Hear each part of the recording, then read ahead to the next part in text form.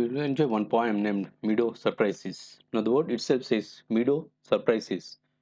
That is the meadow, the landscape, the greenery, grass, and all that thing that you see around. It will surprise you if you go to that area, that meadow. Meadows have surprises. You can find them if you look, walk softly through the velvet grass, and listen by the brook. You may see a butterfly rest upon a buttercup and unfold his drinking straws to sip the nectar up. You may scare a rabbit who is sitting very still, though at first you may not see him. When he hops, you will. A dandelion whose fuzzy head was golden days ago has turned up to airy parachutes that flutter when you blow. Explore the meadow houses, the burrows in the ground, a nest beneath tall grasses, the ant's amazing mound. Oh, meadows have surprises and many things to tell. You may discover yourself, if you look and listen well. Louis Brand Phillips.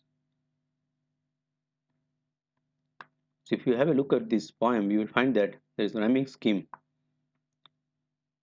Second and fourth line, you see look, brook, buttercup, nectar up, still will. So that is the one advantage of writing poem, that you can make it lyrical by making it a rhyme. So the techniques of rhyming scheme is how you put A, B, then if it is not rhyming, C, and once again if it is rhyming here, it will be B. So it is A, B, C, B. There will be figures of speech in the poem, poetic devices by which you can enjoy a poem. You can see some personifications where inanimate things are given living qualities. You can see transferred epithet.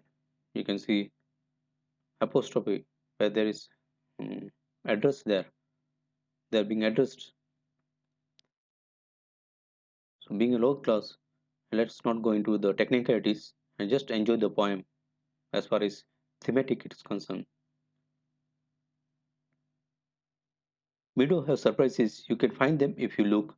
Walk softly through the velvet grass and listen by the brook. Meadows have surprises. You can find them if you look. You can find them only if you look, if you have that interest to see. If you look around, you'll find them. If you walk softly through the velvet grass and listen by the brook, if you're walking softly, if you run, you can't, because you have to minutely observe that thing. So if you walk softly through the velvet grass and listen by the brook, brook means a small river, small rivulet, a small stream, you can understand, and listen by the stream, a small stream that is going by there, and if you stand there by the stream and listen, then you're able to enjoy, or you're able to find out that this meadow has got surprises. If you walk slowly through the velvet grass, if you walk at a slower space pace there, it's a very slow pace, then only you can observe these things. What you will see, you may see a butterfly rest upon a buttercup and unfold its drinking straws to sip the nectar up. So you see a beautiful scene that one butterfly is sitting on a flower named buttercup, and it's unfolding its drinking straws, just like we are consuming Pepsi, Thumbs Up, or Coca-Cola by a drinking straw. Similarly, the butterfly puts its natural, God-given straw into the flower and sucks up the nectar to sip the nectar up. So it will suck the nectar with the help of the straw, that is a God-given natural thing to him.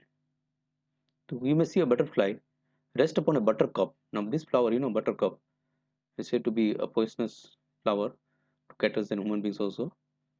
But when it gets dried up, it's no more a poison. But it's very beautiful to look because it got yellow petals, and this is also used as adjective, like just sweet heart or something like dear. There's a buttercup, or it nowadays it stands for cute.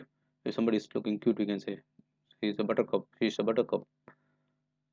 So buttercup is a very beautiful flower to look at with yellow petals. though it is used as medicinal effect also.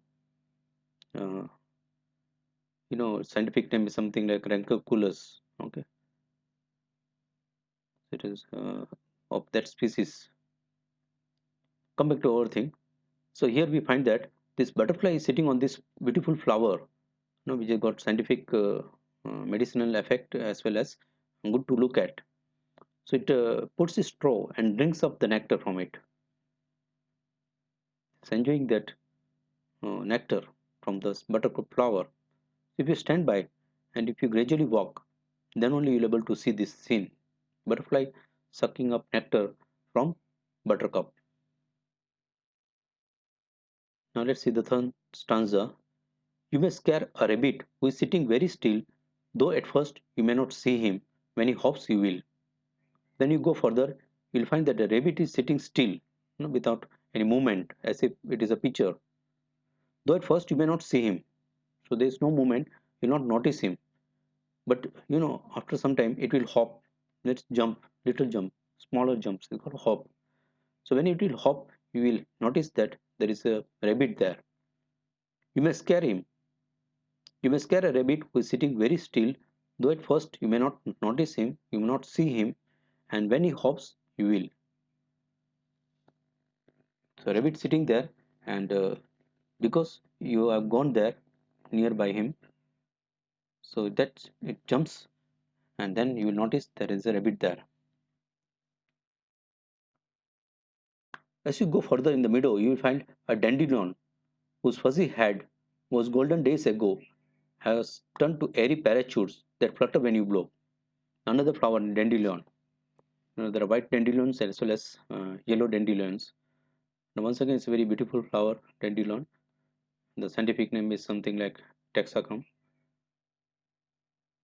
and they have got mostly they are yellow in color, and it's very beautiful to look at.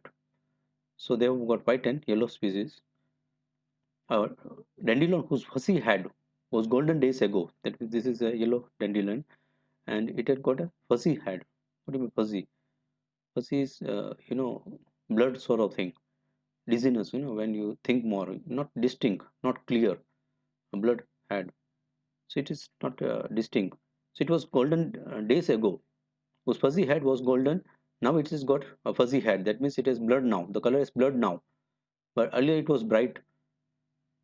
So they have used the word golden and fuzzy. Golden stands for bright.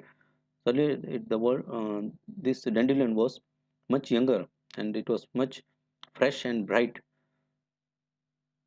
which was golden days ago. But now it had dimmed. Now it was blurred. So it got a fuzzy head now, indistinct. A dandelion whose fuzzy head was golden days ago has turned to airy parachutes that flutter when you blow. And more of the petals also become loose. Airy parachutes. So it looks like like a parachute, but there is space in between because the petals have become loosened now. So they use the word airy. The poet has used the word airy. Spacious has turned to airy parachutes from where air can pass through. It's looking like a parachute, but airy, spacious parachute that flutter when you blow. And because the petals have been loosened up, when there is a wind there blowing through it, we find that it's fluttering. Fluttering is something like flapping. The birds flapping their wings, flutter. That movement, sudden movement up and down, just like flap movement, flapping. A dandelion whose blood had was earlier golden and bright, now has turned to airy parachutes, and that is flapping or that is fluttering when you blow. When you go from there, that wind passes through the petals, and the petals are flapping. Now you enjoy a poem when you imagine those things, the beauty of the thing, the beauty of that color, that movement. So you can fly your imagination and see that thing, the petals fluttering as the poet passes nearby, and that fuzzy head, the dizzy head, the blood head, which was earlier golden, is now turned into parachutes that is ready to fall. Now, as the poet proceeds further,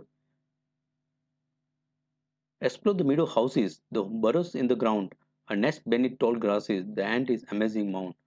So the meadow is not only beautiful to look at the surface area, the above level, but all the terrestrial area, even the ground level, if you see it, you'll enjoy because it is the home, it place to many insects and animals. For example, explore the meadow houses. Now, in this stanza, we can find, we come to know that the poet has depicted about the houses built there, that meadow, the burrows in the ground. Burrow is a small tunnel sort of thing made by rabbit. The burrows in the ground, a nest beneath tall grasses, the ants amazing mound. So here find three houses: burrows, nest, and mound. Burrows made by rabbit or such sort of animals. Nest beneath tall grasses. So beneath tall grasses, you can find one nest there, and you can also find a mound there made by ant. The ants amazing mound. There is a home to the ants. So you can explore the meadow houses there. You can see different houses in the meadow, such as burrows, nest, and mound. Burrows by rabbits, squirrels, and all, rat and all. Nest beneath tall grasses made by the birds, and mound made by the ants. So you can explore. You can search the meadow houses. You'll find it that these animals and insects and birds have made the houses in the meadow. So just walk softly on the grass and listen by the brook, by the river, by the small stream, and you'll enjoy this sort of scene there. You can explore the houses of different animals and insects. Oh, meadow surprises have many things to tell. You may discover this yourself if you look and listen well. Once again, he concludes the theme in the last stanza.